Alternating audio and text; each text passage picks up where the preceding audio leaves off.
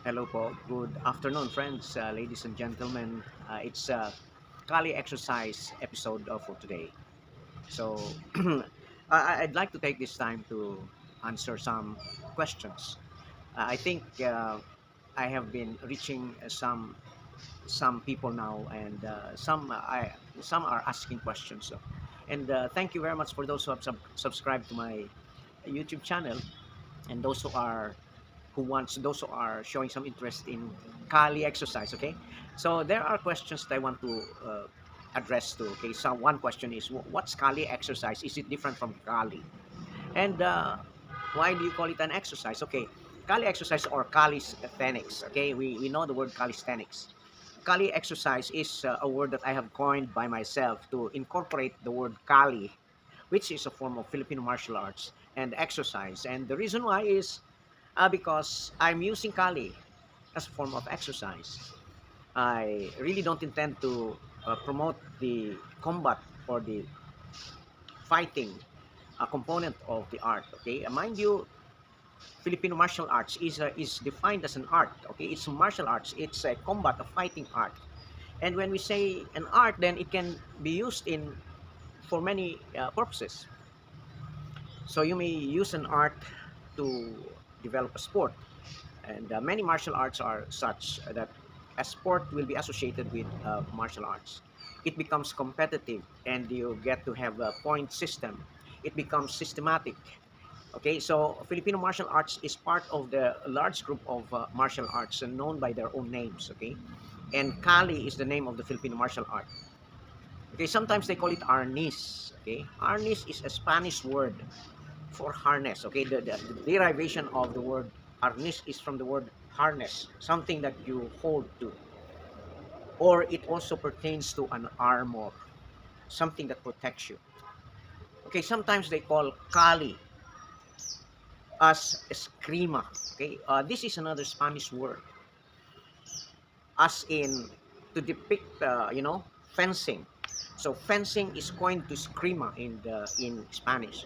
And what's fencing? It is a sport. It's a kind of sport characterized by uh, two two players. Okay, two players with a thin sword, a foil, and the objective is to touch. It's actually fencing, no, contact, and they score with points. Which means to say, Skrima is actually refers to Kali when we use it with an opponent, and the intention is just for points and not really to destroy or to injure. So what's Kali? Kali is the art. It's an art. It's a martial art, like karate. No, the main form of the art is the main reason for why we have an art is um, to develop a system of graceful moves which are relevant, can be used in different intentions, like for combat. So if you intend to use Kali as a combat, then it's actually with a different intention. And so the moves are different, quite different from when you have another intention, such as art, like sequences. In karate, they call it kata. And in kung fu, they call it by a different name. Okay, it's sequences. That's the art. In Kali, it's the same thing. Okay, when I say Kali as an art, then you have it's actually basically calisthenics. I call it Kali exercise or calisthenics because my intention is actually just to to use Kali as a form of physical activity and to develop. There are three: one, to develop strength, to develop coordination, to maintain and to improve coordination, and third is for grace. Okay, gracefulness. When you see somebody doing the moves in kung fu, whatever the form of kung fu is, you will note that the sequences, even with karate, is associated with some gracefulness. And same with Kali. Okay, so by the way, I am not a master or a grandmaster. Just to have a disclaimer, I'm a proponent. I learned Kali a long time ago. And if you want to know how, okay, I did not go to a grandmaster to teach me, okay? And I learned the Kali, the principles of it through my late brother. Okay, I had an elder brother who went to Negros, and he became an athlete, and he was a martial art athlete. When he came back home, we used to play, okay, because I was likewise involved in a group, okay, and so he and me, I I introduced to him a means, okay, a means of how I deal with the martial arts, and he also introduced to me principles which I really was able to get, and most of it were principles of Kali using what they call as mano mano, mostly hands. Okay, so that's the story. That's the story. Okay, so now some people say, uh, why do you call it Kali exercise? Yeah, because I said I'm using the martial art, the sequences, the principles of the Filipino martial arts for exercise. So I don't promote the combat side of it, but then again, I tell you the principles, and I would like to explain why the moves are such, because it is based on some principles of combat and fighting. Say for example, sometimes I show a knife which is very small, okay, and so the sequences are and the intentions would change. The principles are there the same, and you have to bear in mind that when I do a sequence using a knife, it has to be associated with close, so the the moves are short. Why? Because when you use a knife, when you want to do the knife thing, it has to be something close, a close combat. But then again, I emphasize that I don't do it because of the combat side of it. But then again, I need to explain to you, when we use a knife, the principle of the art is to go close and have a close, close combat, close fighting. Sometimes I use a bigger knife. Sometimes I use a bigger knife. And of course, when it's bigger, it would immediately tell you that it's actually medium range. So you can see that the range is far. Then you have a different range. And the moves change. And then we have the basis, which is a large, sharp instrument. And we know that this would immediately tell us that it's for long range. Okay? And most of the time, Kali, when you do it as an exercise, you may use it once in a while, because I would, I use this once in a while because this is my actual farm instrument. I bring this to farm and I use this to cut, shrubs. Most of the time, bananas when you harvest or when you want to put down a banana. But I want to get used to the weight. This is hard steel, and it really is. It has some weight, so I need to be used to it to develop strength. Then I have the stick. When you use the stick, the principle is long range. So when I utilize the stick, then you should understand that the moves are actually intended for long range, not short range. Okay? Because if you practice Kali or Arnis or Skrima with a stick and you are short range, then what use would be your advantage having a long range? Of course, you may be in a short range, but not, you don't intend to be using this, your advantage on a close combat. You lose the advantage of the length. The instrument is an extension of your arm, and that's an advantage. So when I use the stick, then it must be intended to use it for long range. Okay? So that makes it a difference, because there are schools of Arnis, there are people who teach Arnis, and probably your questions are probably derived from what you see over the internet. I probably am the only Kali practitioner who uses Kali. I know that they are doing it as a form to really develop something related to combat. And I am the one who is, a proponent of Kali, but my intention is to develop three things. One is strength, two is coordination, and three is grace. So you'll see that my moves ought to be graceful, okay? I hope that clarifies things in terms of what my Kali is all about, okay?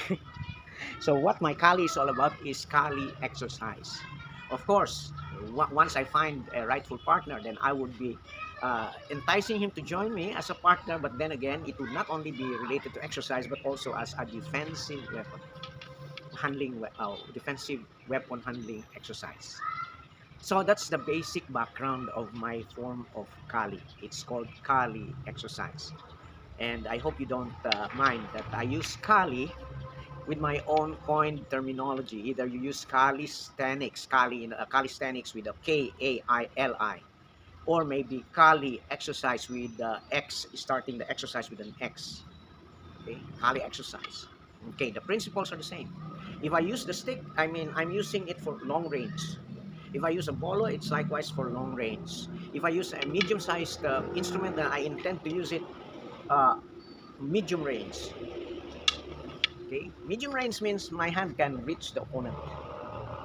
So medium range means that my arm can hit the opponent, and that's the distance, arm length. Okay, when it's long range, then it's my arm length plus the length of the instrument. That's long range. And when it's close range, then it would be like, you will be holding, you will be grabbing, you will be, grabbing the patient, and you will be wrestling, holding and wrestling the arm, because should be close range. So exercise, all of these moves are actually exercises. Okay, so much for that. Let me show you again. Okay, let me start. To be able to develop, to be able to utilize Kali as exercise, there are changes in, in how you hit. Say, for example, when the traditional Kali instructor tells you to do the strikes, they have broken strikes. They count it by 1, 2, 3, 4. They count it. Here, no. Okay, if you are the one following me, then I tell you that Kali exercise, I would, because that's what I do. I would entice you to think of three things. One is that the moves are rounded and continuous. The moves are rounded and continuous. Continuous meaning to say, you'll note that when you strike, it goes around and comes back. It goes around, comes back, goes around, comes back. It's continuous. Why? Because we need to be graceful and coordinated with development of strength. That's principle number one. Second is that when you strike your feet should be able to uh, change the center of gravity, meaning you change your weight. So when in the direction of the stick, okay. So when you strike forward here, have the change of your weight goes to the same. So whether you are forward or backward, then whether you are forward, and you change the direction of your weight. Okay. If you want to know where that's based on, say for example, when you use the bat in, so there is a hip movement associated with that. Or when you do the golf, there's associated hip movement. That's the principle we're getting when I say you move the hips and you transfer your weight in the direction of your strike. Third principle, okay, the stick is actually simulates a weapon. Okay. So again, I mentioned to you that the stick simulates a bolo, a large weapon, where you have the edge, the cutting edge in front. Okay, at the back is the backbone. In front is the cutting edge, which actually coincides with the knuckles, the second knuckles. And so when you strike, you don't strike like this. Okay, if you use the stick, yes, you can. But I want you to develop a slice. You see, when you slice it, you note that the camera captures a long movement. Okay, okay. When you do this, that's different. Oh, when you do that, that's different. It doesn't mean that you don't have this move in Kali. Okay, but when we are practicing it as a means of exercise, then I would entice you to utilize it as a slicing motion. Okay, that's slicing. It's not chopping. It's slicing. Slicing.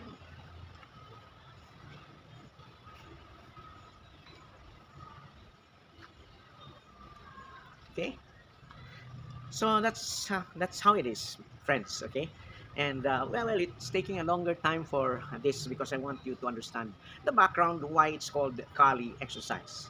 Okay, it's not the Kali is not intended to use it as a combat or fighting, but that's secondary intention, of course.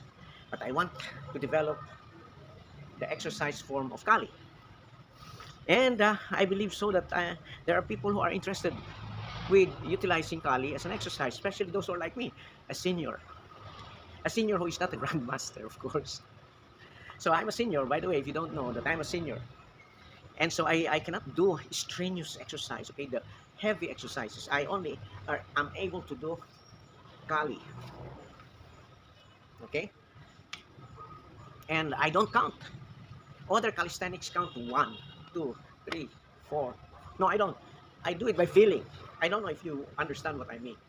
I do it until I feel the exercise part of it, meaning I start to gasp for air. There is panting, there's sweating, okay? And then I can feel that it's like running. I can feel that I need to rest. That's the exercise. But the exercise that utilizes the moves of Kali, including the legs, okay? Including the movement of the legs. Okay, let me show you something new. Okay, let's start from beginning, okay? So, I remember I taught you their basic moves, okay? Basic moves. That you have the horizontal, the X, and the inverted 8, okay? Okay, that's the same thing on the left side.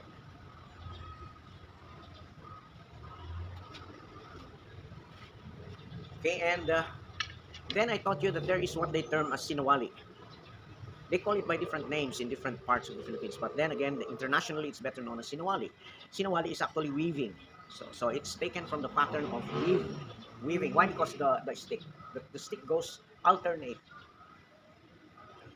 inside out. Okay, so the left alternate, and it's like weaving. Okay, it's like that. Sinawali, and I taught you that there are actually four forms of Sinawali. Four just for now. There are many you can invent your moves, but internationally you will recognize the common ones, and that's what I want to show you. Okay, so one is the common one is like this. They teach you, okay, this form, that form, okay.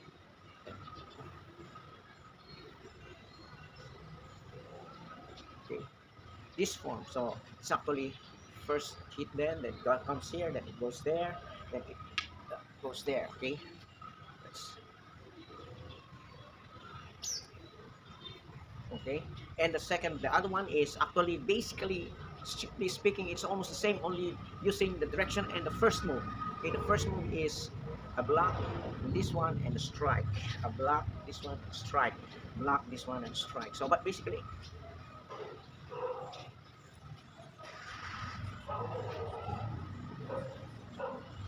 so if you come to think of it, it's actually the same, no? When you strike this strike and you cross this over, then it becomes type of Sinawali, and you cross this over. If you cross it over, but then again, we don't. So, see, block. That's the second move. But the first one is inside. That's the first one. Then you can bring it faster. Okay.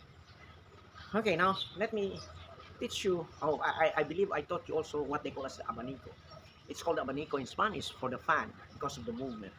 And so there's a Sinwali associated with it.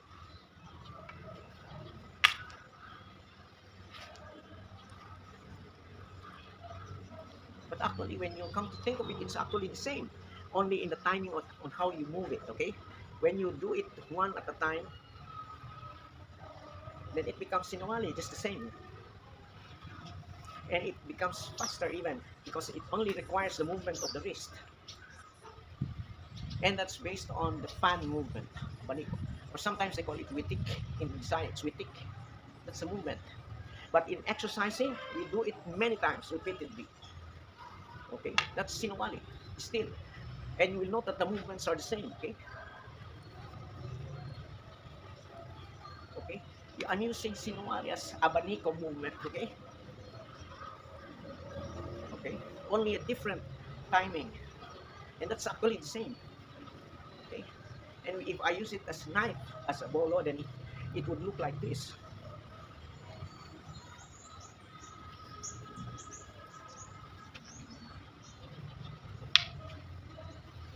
So it's slicing movement. Okay, I hope you got that. I'm going to teach you another one. Okay, this time I changed the position of the camera. Okay, the reason why is this third type of Sinawali, I just wanted you to know that it is actually based on the first one. Okay,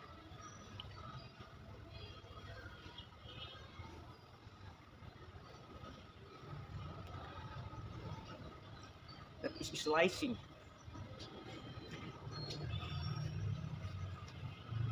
Okay, you'll note that. Okay, you'll note that in the start move it will be actually the same, only it starts from below. Okay, okay,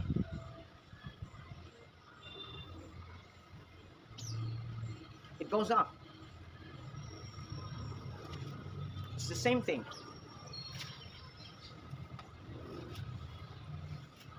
But then again, I hope you recognize that I'm using slices. Okay,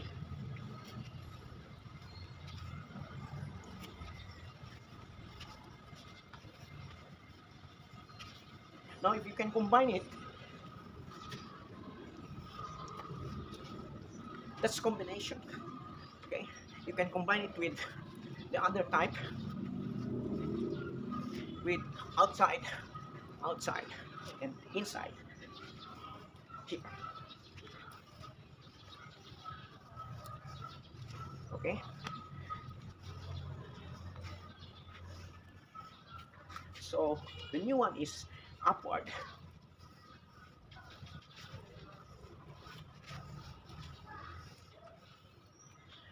So 1, 2, 3, 4, upward. Okay,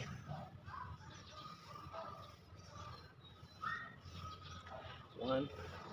So right up, left up, right up, left up, right up. Okay, forehand up to the left, backhand up to the right, backhand left, forehand right. Okay, forehand left upward, backhand right upward, backhand left upward, forehand right upward. So when you do that, okay,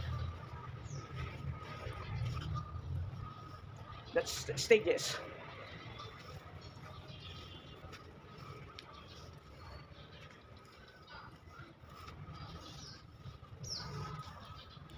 Okay, and of course, not to forget that we still have the basic. Okay, okay, so much for the single stick. Then you go and exercise with a simulated something, an instrument that is almost as heavy as the knife. Okay, so this is basic. Now I'm using pointing. Where do you need to let your weapon go? You point. Okay, when you do this, it goes there. When you do this, it goes down. When you do this, it goes the other way around. And okay, and you want to go up.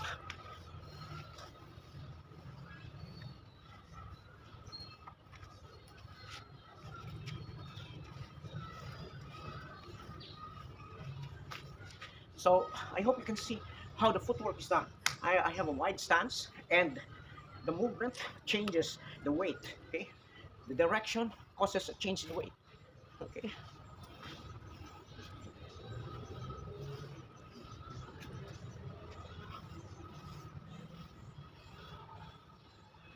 okay. So now I have sweat. Okay, so I hope you get the point of what I'm saying. So friends, that's Kali exercise. That's Kali exercise. And I'm just responding to some questions, okay? There are people, I have almost, I have, I think 300 plus subscriber, and thank you, because I've just been opening up this about 2 months, and I have gathered 300, I think 300, lower than 350. And it's been 2 months, and I've been doing this, not for anything else, but I just wanted to show you that maybe seniors like me, or people who are PWDs and who can move the extremities but cannot do a strenuous activity, then I suggest you can do Kali exercise or calisthenics. Okay, so what do we need as what do we intend to do in the future? Okay, when I get a partner and I'm teaching my grandson, okay, and I want him to know the moves first. Once it's graceful enough, then we will be showing you some moves, which is associated with the fighting technique of the combat. Now we don't do the sport. I really don't believe that Kali could be justifiably made as a sport because the techniques are to endure, no? Techniques are to endure. And how can you do point system? And you don't even, the way I look at it, I've been studying the sport type of Kali, and I said, how can this be a sport when we don't utilize the principles that we teach that are being taught to the students? Parrying, blocking, holding, okay? They cannot do that because they only are using it to strike. And you cannot, your opponent, when you are hit, you cannot, you cannot utilize, you cannot take advantage of the hit. Why? Because the opponent doesn't feel anything. So it cannot be a sport, in my opinion. Of course, there are people who do it as sport, no problem. But to me, I cannot see the sport side of it being so just or giving justice to the entirety of the Filipino martial art, because the Filipino martial art is actually a new term as a martial art because it was actually a fighting. The techniques are actually fighting. Again, our ancestors in the Philippines use this constantly, tribe per tribe, to use it against an opponent. Okay, now it has evolved. It has become an art. It has become a sport, and now I am trying to promote it as an exercise. So marami po salamat. I hope.